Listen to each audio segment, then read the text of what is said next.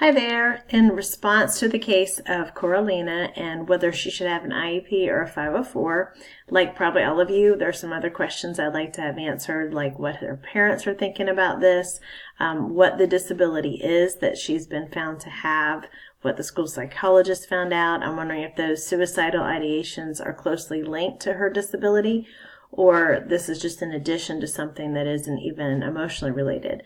But given what we've been told, I don't hesitate at all to say that the team should acknowledge that they have found her eligible and create an IEP.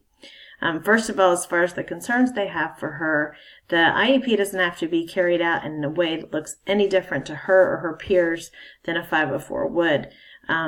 She could have services that are as unrestrictive as consult, and that would at least ensure that accommodations are carried out and that the people working with her have what they need to meet those accommodations, that her case manager could be sure of that, and could also be monitoring her progress, and the team would be revisiting it.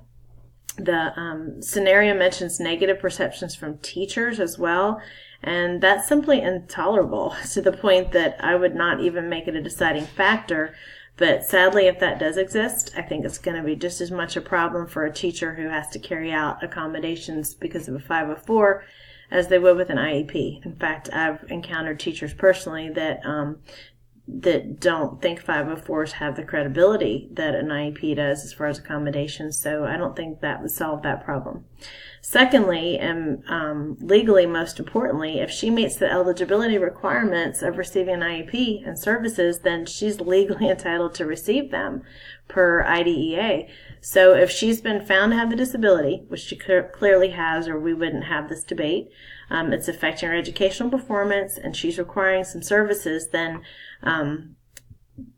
she qualifies, and legally she shouldn't be denied that.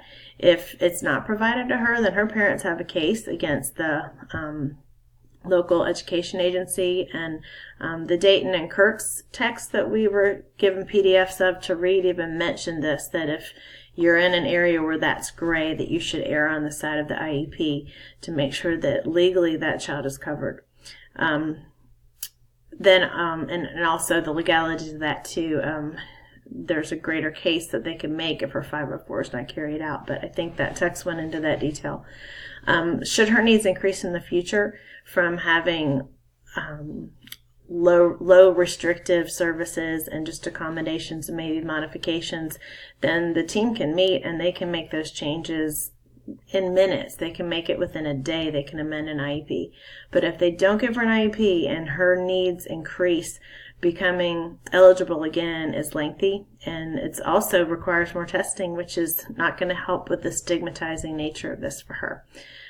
This scenario kind of brings up the debate of categorizing, and I see both sides of that, but I would hate for labeling or fear of labeling to ever mean that a child's not getting their services. So the way things stand now, there has to be a label.